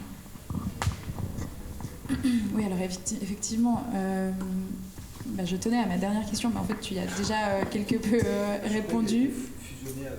Non, malheureusement pas. Mais en fait, je voulais justement te parler, tu l'as déjà très bien introduit, hein. J'avais envie justement de te parler, avant de laisser la parole au public, de ces moyens concrets. Dans ton livre, tu parles de changer de perspective. Et en fait, il y a quand même ces moyens concrets de mobiliser le droit, en évoquant, par exemple, dans ton livre, tu évoques les actions de l'association Jurdi, qui est l'association des juristes pour le droit international. Le respect du droit international, voilà. Et j'avais aussi envie de mentionner, alors vous l'aurez compris, j'ai une petite passion pour Francesca Albanese, mais dans son film These United Nations, que de nouveau je recommande énormément, elle explique que la justice... C'est pas son film, hein, c'est celui de Christophe. Voilà, c'est le film réalisé avec Christophe Cotret. Un film de... Je le dis parce que c'est mon ami. C'est le film de Christophe Cotret sur Francesca Albanese. Ok, voilà. Et dans ce film, elle dit que la justice pour la Palestine commence chez nous. Et du coup, voilà, de nouveau, on insiste sur cette idée que en fait, ça commence par... ça peut être mobilisé par des initiatives nationales. Et de manière très locale, j'avais aussi envie de parler de l'ASAP, qui est l'association suisse des avocats pour la Palestine, parce qu'on a vu en fait un exemple de cette action et à la fois de cette impuissance là au mois de janvier, parce que l'ASAP a intenté une action au mois de janvier contre Nir Barkat, qui est l'ancien maire de Jérusalem et qui est l'actuel ministre de l'économie israélien. Nir Barkat participait au mois de janvier au Forum international de Davos, donc il était présent sur le territoire suisse. Et l'ASAP s'est munie de la compétence universelle, qui est qui permet en fait dans certains cas aux juridictions nationales de poursuivre des crimes internationaux graves, indépendamment du lieu où ils ont été commis, indépendamment en fait de la nationalité aussi de la personne, avec la seule condition que le suspect se trouve sur le dit territoire. Ça, c'est le principe de la compétence universelle. Le ministère public de la Confédération, qui est du coup l'autorité compétente en la matière, a rendu une ordonnance de non-entrée en matière. Actuellement, il y a un recours qui est pendant au tribunal pénal fédéral contre cette ordonnance, parce qu'en plus de ça, déjà, elle a été rendue dans un délai, évidemment, il n'était plus présent dans le territoire suisse, sur le territoire suisse, alors que ça demande quand même une certaine urgence. Et du coup, il y a cette action qui a été menée. Et en fait, voilà, j'avais envie d'en parler, même si tu as déjà répondu à la question, parce que j'avais envie de te demander justement, est-ce que selon toi, ces initiatives, elles traduisent du coup un déplacement aussi et une évolution de la justice internationale, parce qu'en fait, on cherche de plus en plus à mobiliser à travers en fait les juridictions internationales ce droit qui est en fait paralysé. Et à la fois on se bute du coup à cette... là c'est représenté par une ordonnance de non-entrée en matière, mais en fait c'est finalement plus largement de nouveau un mur, quoi. Mais à la fois c'est quand même toujours important de continuer, c'est toujours important en fait de pas perdre la force en fait là-dedans, j'ai l'impression. Bon, de toute façon, on va laisser la parole à juste un commentaire simplement, et merci d'avoir rappelé le cas de la Suisse. Dans le livre, j'essaie de faire une sorte de tour d'horizon, au moins en Europe, des procédures en cours qui sont vraiment multiples. Il y a des procédures contre des soldats, il y a des procédures pour complicité. Notamment, il y a 2 franco-israéliennes qui sont l'objet aujourd'hui d'une démarche en justice, qui ne peuvent pas rentrer à Paris parce qu'elles risquent d'être arrêtées pour avoir empêché l'entrée de l'aide humanitaire au terminal de Rafah. Donc les choses avancent.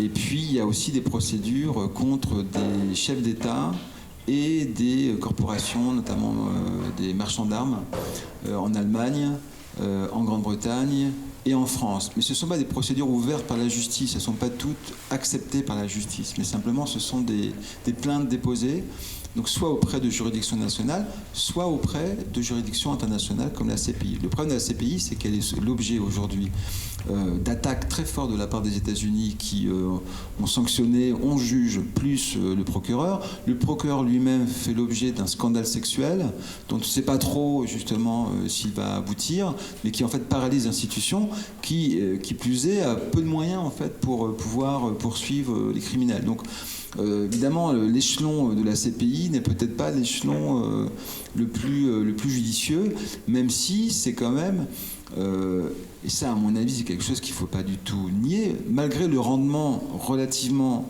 décevant de la CPI depuis sa création, c'est la première fois dans l'histoire mondiale qu'on a une cour de justice internationale qui concerne l'ensemble du monde, même si un grand nombre de pays ne l'ont pas ratifié, et je pense ici à Israël, aux États-Unis, à la Russie ou à la Chine. Mais la Palestine est devenue partie à la CPI. Et ça, c'est très important. Parce que quand je disais tout à l'heure que le droit international pouvait être aussi l'arme des faibles et des États périphériques, en fait, la Palestine a montré la voie. En cherchant à entrer à l'ONU comme membre observateur de l'Assemblée générale des Nations Unies, elle est entrée à l'UNESCO et elle est entrée à la CPI parce que le droit peut être une arme, justement, pour défendre la cause de l'autodétermination du peuple palestinien. Bon, enfin voilà, maintenant c'est peut-être à vous de parler.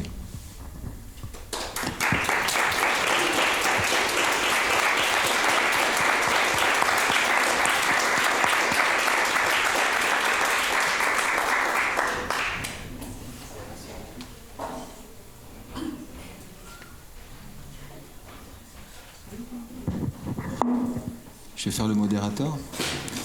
Donc on va prendre 3 ou 4 observations, remarques, prises de position ou questions, critiques.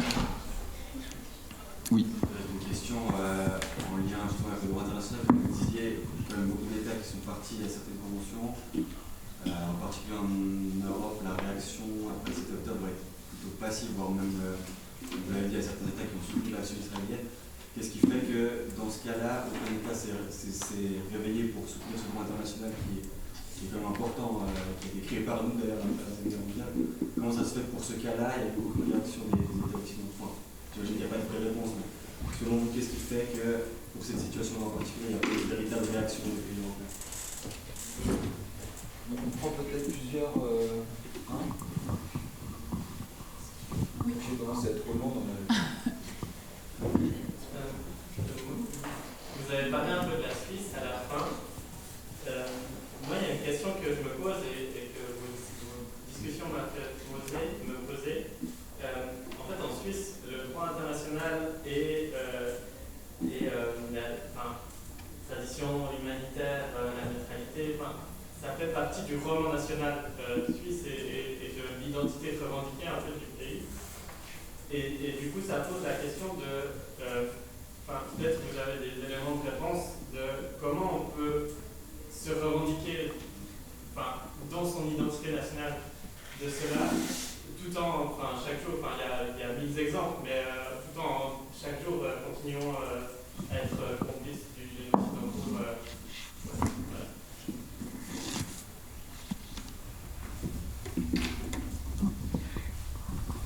Alors, tout d'abord, merci pour cette super intervention. Enfin, c'était vraiment hyper intéressant. Moi, ma question, elle porte sur... vous avez construit une sorte de dichotomie entre la définition historique du génocide et la définition légale de celle-ci. Moi, je m'interroge, est-ce que maintenant qu'on met en avant cette définition légale, qu'on a créé un petit peu les limites de cette définition et les règles qui interagissent entre elles, est-ce que maintenant l'aspect historique va être complètement mis de côté ou au contraire est-ce qu'il va répondre à la définition légale et comment est-ce que les deux vont interagir entre elles sur le long terme?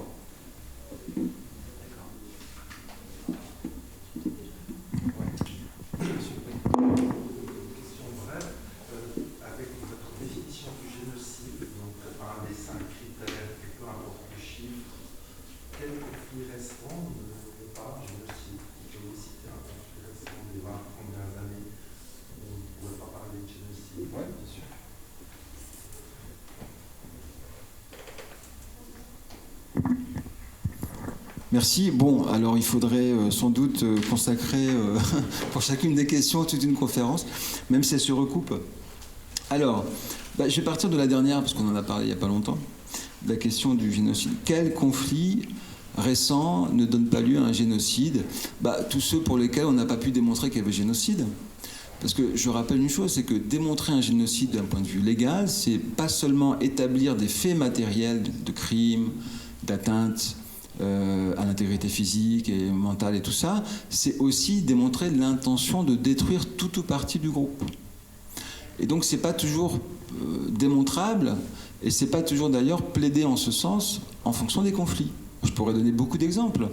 Il y a très peu de conflits aujourd'hui où les plaignants, les victimes, n'activent pas l'accusation de génocide.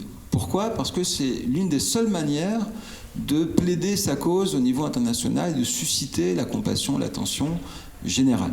Donc, souvent, c'est une stratégie. C'est pas parce que c'est une stratégie que c'est faux. Et en l'occurrence, s'agissant de Gaza, ça a été à la fois une stratégie de beaucoup de groupes qui, en quelque sorte, se sont empressés de dire que c'est un génocide sans forcément pouvoir le démontrer à ce moment-là. Mais moi, ça m'intéresse que peu. Parce qu'en fait, ce qui est intéressant, c'est de voir que, quelles que soient les stratégies des groupes militants mobilisés pour la cause du génocide en Palestine, ça a été démontré par toute une série de facteurs concordants, par des acteurs qui n'ont pas travaillé ensemble. Donc voilà, par exemple, les victimes yézidis se sont vus reconnaître le fait qu'il y avait là un génocide par un certain nombre d'États. Il y a actuellement une procédure en cours pour génocide contre un perpétrateur d'ailleurs français de Daesh, qui est supposé mort d'ailleurs, mais peut-être que ça va aboutir à une décision judiciaire en termes de génocide, on verra. Le même débat existe au sujet de la cause des Rohingyas en Birmanie. Donc il y a des causes en cours, mais c'est pas parce que on va reconnaître un génocide chez les Rohingyas que le génocide des Palestiniens ne perd son sens. En fait, il faut prendre chaque cas pour ce qu'il est. Moi, je me suis intéressé à celui-ci pour les raisons que j'ai évoquées tout à l'heure. Et là, si vous voulez, quand même, il y a peu de raisons de douter de la véracité de ce qui est démontré. Mais il n'y a pas toujours de génocide en situation de conflit, hein, c'est pas vrai. Il n'y a pas toujours intention de détruire toute ou partie du groupe, c'est-à-dire d'effacer le groupe de la terre, quoi. D'accord ? Voilà, quelle réponse je peux apporter. Alors sur histoire et droit, alors c'est passionnant comme question parce que c'est un sujet justement qui a donné lieu par exemple à un grand colloque au Collège de France l'année dernière qui réunissait des historiens et des juristes. En réalité, l'historiographie du génocide, des génocides, et en particulier des génocides des Juifs, est très riche depuis la Seconde Guerre mondiale et a donné lieu à beaucoup de travaux qui critiquaient la définition juridique. Alors, soit parce que la Convention de 1948 propose une définition trop restrictive du génocide, soit, et donc inadaptée, soit elle est trop extensive. Et donc, dans l'historiographie, vous avez de multiples positions. Et d'ailleurs, les spécialistes des génocides sont déchirés depuis octobre 2023, entre les uns qui considèrent, parce que le génocide des Juifs aurait en fait une unicité qui ferait qu'aucun autre ne pourrait lui être comparé, et les autres qui considèrent qu'on peut démontrer des situations génocidaires dans des situations multiples. Il se trouve que dans cette historiographie, dans cette controverse historique, scientifique, l'essentiel des spécialistes des génocides plaident en faveur de l'idée selon laquelle il y a bien un génocide à Gaza. Mais il s'appuie sur une autre définition que la simple définition juridique. Pourquoi dans le livre, même si j'y fais référence, il y a un chapitre sur le rapport entre droit et histoire, pourquoi est-ce que je m'appuie peu sur cette définition historienne? Parce qu'elle est plus controversée. Pourquoi? Parce qu'en sciences sociales, par exemple, la notion d'intention nous pose problème. Comment démontrer l'intention d'un crime quand on fait de la sociologie, par exemple? Est-ce qu'on va se référer à un habitus? Est-ce qu'on va se référer à l'idée d'un acteur rationnel? Est-ce que, vous voyez le nombre d'ornières méthodologiques que ça suppose? Il est très difficile de démontrer l'intentionnalité d'un acte.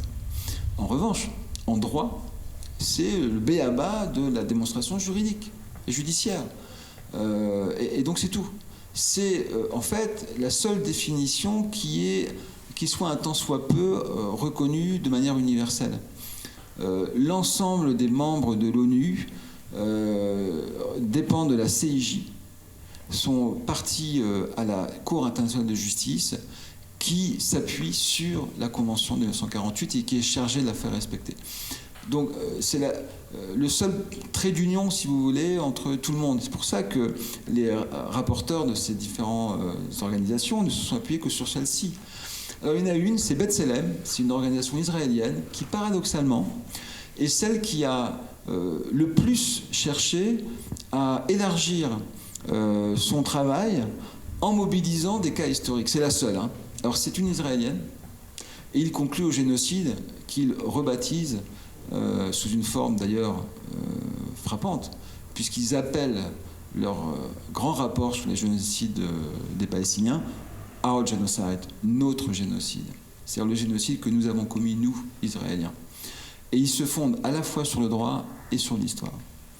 Ce qui est vraiment, si vous avez le temps et la curiosité, c'est vraiment un des rapports intéressants à lire de ce point de vue-là. Alors après, les questions sur l'absence de réaction et le paradoxe entre un droit international qui fait partie du roman national et le droit international qui n'est pas respecté par les mêmes. Bon, vous citez la Suisse, je pourrais citer la France, hein, qui est considérée comme la patrie des droits de l'homme. Alors, il y a plusieurs manières de répondre à cette question. Comme vous le savez, il y a plusieurs conceptions du droit international contradictoires. Ou plutôt non, pardon. Il y a plusieurs conceptions du fonctionnement de l'ordre international plutôt. Donc celle qui se fonde vraiment sur un respect littéral des règles, le droit, et celle qui envisage une articulation entre le respect des règles et les rapports de force. Bon. Et on pourrait dire que le droit international est né d'un projet d'établir des règles universelles tout en étant le produit de rapports de force du moment. Donc c'est un paradoxe central dans le droit international qu'on retrouve au sein même des équipes dirigeantes de certains pays, y compris le mien. Je ne vais pas parler de la Suisse, je vais parler de la France, où vous avez, en fonction de la situation considérée, un respect littéral, liturgique presque, au droit international, où la France apparaît à nouveau comme la garante des droits universels, le lieu où on a fait la déclaration de 1789 et celle de 1948. Et pour un autre conflit, par contre, la France va être dans la compromission avec un des belligérants, et en particulier l'agresseur. Et c'est le cas pour Israël. En Suisse, on retrouve la même chose. Mais tous les pays, pour répondre à votre question, ne se sont pas tus. Et l'Espagne a sauvé l'honneur, pas de l'Europe, de l'Espagne, qui n'a pas toujours été, de ce point de vue-là, la plus vertueuse en matière de respect des droits humains. Elle a sauvé son propre honneur. Je ne dirais pas qu'elle a sauvé l'honneur de l'Union européenne, ce serait vraiment trop facile. Parce que l'Union européenne n'a pas sauvé son honneur pendant toute cette période, et elle continue en plus de la saborder. Mais comment l'expliquer? Alors ça s'explique par les histoires nationales, hein, par, me semble-t-il aussi, le fait que, au fond, le soutien à Israël, qui a été, comme vous savez, réitéré par l'ensemble des équipes dirigeantes de mon pays depuis sa création, exprime, me semble-t-il, une sorte de dette historique face à la Shoah. Je pense que c'est quelque chose d'assez clair et qui est facile à démontrer. D'autres disent que c'est une manière de... ça traduirait un inconscient colonial. Alors peut-être, sauf que d'un point de vue de sens social, c'est toujours difficile à démontrer, puisque ça relève de la psychologie sociale ou collective.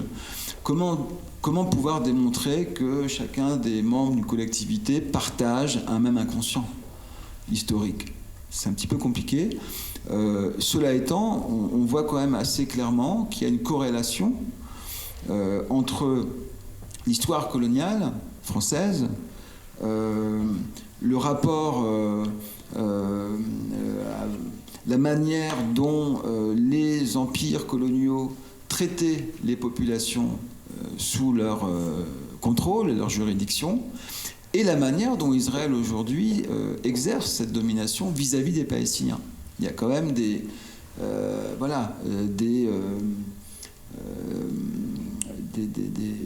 un air de famille. Voilà, il y a un air de famille. Moi, je dirais en tant que Français, justement, que ce conflit asymétrique, dans son actualisation d'aujourd'hui, et je répète ce que j'ai dit au début, nous tend un miroir. Et il faudrait ne pas baisser les yeux quand on regarde ce miroir.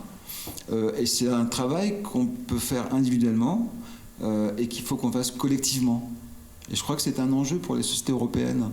Peut-être que c'est le moment où l'histoire coloniale, le rapport à cette histoire coloniale a peut-être les moyens enfin d'être mis sur la table avec honnêteté et sincérité, parce que face à des crimes de cette ampleur, il n'y a pas d'autre attitude que celle-ci.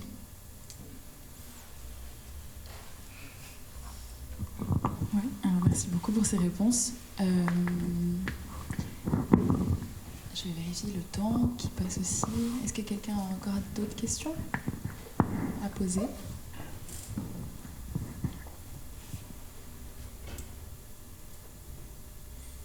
Pas forcément des questions, oui. J'ai une question peut-être un peu trop abstraite ou peut-être personnelle, mais je voulais juste savoir, comme j'espère que tout le monde ici, je suis très pesé dessus par la situation depuis des années. Ça donne une image très sombre de l'humanité. Comment est-ce que vous, personnellement, c'est quoi les choses dans la vie quotidienne et c'est quoi les réflexions que vous avez qui vous aident à garder l'espoir pour l'humanité dans le futur? Qu'est-ce qui nous fera sortir de cet état dans lequel on trouve des justifications pour tuer des bébés, des enfants et des femmes? Oui, dans le bouquin que j'ai pas lu, non, je l'ai pas encore lu, mais je prenais le bouquin, je prêtais, et puis c'est sur ce que vous dites là, voilà. Je ne saurais pas trahir la conclusion du livre, voilà, juste que vous puissiez dire non, c'est pas écrit point. Voilà. Vous dites que c'est une question, moi, qui me travaille depuis un petit moment, que le droit, c'est ce que vous dites, est un langage commun, je cite encore une langue universelle, et qu'on est face au démantèlement progressif ou déjà acté de ce droit international. Et sur la question de cette langue universelle, moi je trouve que ça ouvre pas mal de questions et je me demande si c'est vraiment la bonne grille de lecture. Et qu'il y a deux choses qui me semblent contredire l'idée que le droit international serait une langue universelle, même si au fond de moi je pense ou j'espère qu'on puisse démontrer que c'est vrai.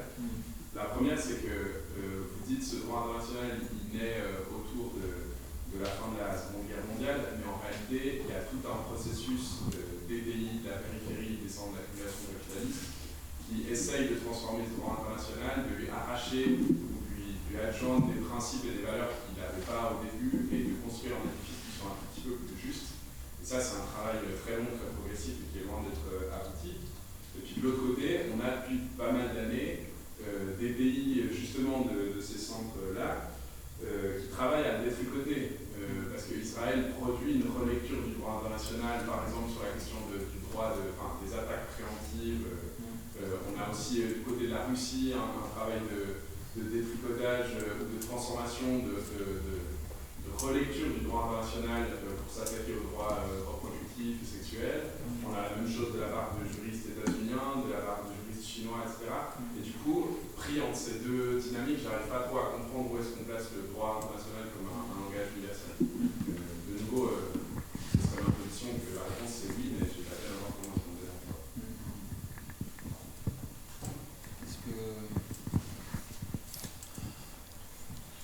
Alors, ouais, c'est excellent tout ce que vous dites, évidemment. D'abord, espoir pour l'humanité. Je pense que l'une des manières de résister à l'abattement face à l'ensemble de ces violations répétées des règles communes, c'est la profondeur historique. Imaginez ce qu'était le droit international en 1914, en 1939, pendant la guerre froide, dans les moments où, de toute évidence, en fait, il a été, dans la définition qu'il avait à l'époque, dans sa diversité, il a été complètement mis à terre. Donc ce n'est pas une nouveauté du tout. Il n'y a rien d'inédit dans ce qu'on vit aujourd'hui. En revanche, s'il y a quelque chose qui est peut-être inédit, c'est qu'il y a une actualisation des... comment est-ce qu'on pourrait qualifier ça ? Je pense ici aux travaux, aux réflexions qui ont été induites par l'usage de la bombe nucléaire, la bombe atomique en 1945, qui ont frappé d'effroi en fait tous ceux qui avaient une certaine croyance pour l'internationalisme, l'ultilatéralisme et la modération des actes de guerre. En fait, pour le dire autrement, c'est pas la première fois dans l'histoire contemporaine ou moderne que l'on est face à un sentiment d'une tragédie indépassable en quelque sorte de notre humanité, c'est-à-dire que on serait face à quelque chose qu'on n'arrive pas à comprendre et concevoir. Aujourd'hui, la forme moderne, c'est l'usage de l'intelligence artificielle dans les guerres. C'est par exemple l'usage à Gaza de ces logiciels, notamment West Daddy, qui ont permis de repérer des militants supposés du Hamas lorsqu'ils rentraient chez eux. Et c'est ce qui explique en partie le fait qu'on a bombardé des immeubles pour tuer des militants reconnus du Hamas sans se soucier du nombre de morts dites collatérales. Et on a ainsi observé une mort collatérale, entre guillemets, massive à Gaza comme nulle part ailleurs. Pourquoi ? Parce qu'on a utilisé l'intelligence artificielle. La dronisation des guerres, tout ça évidemment fait extrêmement peur, et puis surtout le fait que les règles classiques de la guerre sont totalement dépassées. Vous avez cité le droit, Israël, les États-Unis et d'autres pays, au nom de la lutte antiterroriste, détricotent le droit et retricotent un nouveau droit qui serait adapté au contexte de la lutte antiterroriste ou qui serait adapté au contexte de la guérilla, de la guerre à Gaza, où on ne pourrait pas, selon des juristes israéliens, respecter les principes d'humanité, de précaution, de proportionnalité et surtout de distinction, qui est très important dans le droit des conflits armés entre civils et combattants, dans un contexte urbain, de densité urbaine tel que Gaza. Et ils essaient de justifier ça juridiquement. Alors c'est vrai que face à tous ces faits, plus la complicité passive ou active de nos dirigeants dans les pays qui se présentent pourtant comme les défenseurs de l'internationalisme juridique, on se dit, mais... Alors si on ajoute à ça la criminalisation des mouvements étudiants, si on ajoute à ça le fait de réduire l'espace des libertés publiques, notamment d'expression et liberté académique, en France, en ce moment, il y a toute une poussée comme ça de droit, mais d'un droit qui vient réprimer l'expression publique. Je fais ici référence à la proposition de loi Yadan, par exemple, mais aussi de judiciarisation. Donc même les tribunaux s'en mêlent, en fait, pour aller chercher des poux à des chercheurs ou des militants ou des syndicalistes pour apologie du terrorisme parce qu'ils ont fait tel ou tel... expression publique dans les réseaux sociaux. Donc, bien sûr que dans ce contexte-là, on se dit où est-ce qu'on va chercher de l'air. Bon, quand même, on a quelques réponses. Alors, j'ai dit, il y a la profondeur historique qui relativise les abjections du moment. C'est déjà quelque chose. Il y a cette idée quand même, propre au droit international, que c'est toujours quelque chose à conquérir, comme la démocratie, en fait. Et que si la démocratie était pure et parfaite, ça se saurait. Si le droit, même national, était respecté, ça se saurait aussi, sinon les prisons seraient vides. Donc si le droit international était respecté, on le saurait également. Donc c'est une quête infinie que ne cesseront de poursuivre nos générations et les suivantes. On n'a pas d'autre choix que de penser comme ça. Après, chacun trouve un réconfort ailleurs que dans la réflexion ou dans le constat que tout est fini. Alors ça peut être le militantisme, bien sûr, mais ça peut être aussi, je sais pas moi, la musique, la poésie, tout ce qui nous fait du bien pour résister, en fait, face à ce qui est là et ce qui nous attend, parce que je pense que c'est évidemment loin d'être terminé. Et donc, effectivement, où se situe ce droit international pris en étau entre un idéal et une réalité que vous avez très bien présentée, tout en l'inscrivant dans une histoire qui est juste, qui est l'histoire d'un droit international produit par l'Occident pour l'Occident, en quelque sorte. Il a été produit, enfin, certaines des règles actuelles ont été produites au moment où ses producteurs principaux étaient encore à la tête d'empires coloniaux, où on ne respectait absolument pas les droits des groupes humains qui étaient sous notre domination. Et donc, une vie ne vaut pas une vie, dans l'histoire même du droit international. Mais vous avez quand même dit qu'il y avait tout de même des dynamiques d'appropriation de ce droit international par des acteurs longtemps périphériques. Et ça, je pense que c'est une des dynamiques. Et l'erreur, à mon avis, à ne pas commettre, c'est de jeter le bébé avec l'eau du bain, c'est-à-dire au prétexte que ce droit international serait soit inefficace, soit d'extraction occidentale, alors il serait illégitime. Au contraire, c'est de désoccidentaliser en quelque sorte le droit international pour que chacun des peuples du monde puisse se l'approprier et en faire une arme de défense, voire une arme de mobilisation. Moi, ça me paraît quand même être une possibilité.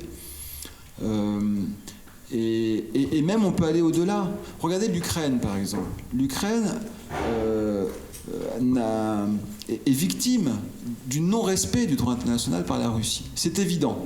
Annexion de la Crimée en 2014, invasion de l'Ukraine en 2022, et puis je ne parle pas ici du droit de la guerre.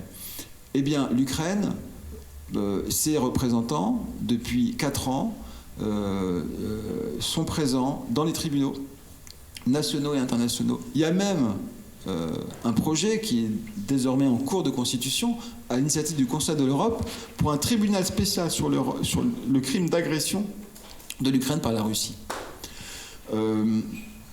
Pour l'instant, il n'y a pas de résultat. Il y a eu aussi des procédures nationales contre, par exemple, des soldats russes. Il y a quand même, voilà, les premiers éléments d'une application possible du droit en Ukraine. Mais peut-être que demain, il va y avoir un accord entre les grands de ce monde, qui vont en quelque sorte disqualifier toutes ces procédures.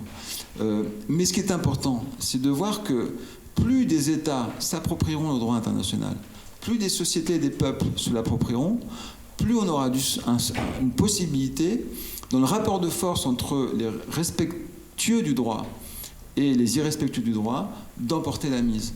Et moi, je pense que c'est un pari qu'il faut tenir, quitte à passer, en attendant, par une sorte de provincialisation du droit international, c'est-à-dire que, par exemple, l'Union européenne, avec tous ses défauts, et notamment dans son inaptitude, son incapacité à se positionner de manière juste par rapport à Gaza, a tout de même créé une espèce d'oasis de droit qui au moins garantit la paix entre les membres de ces pays. Et ce n'était pas gagné du tout.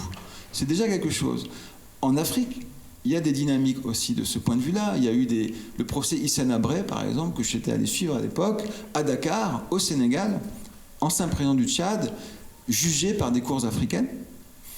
Donc il y a peut-être la possibilité d'imaginer un moment de l'histoire de notre monde où le droit international sera la langue régionale, pas universelle, dans le cadre des accords de coopération entre quelques pays, en attendant en fait la disparition des grands empires.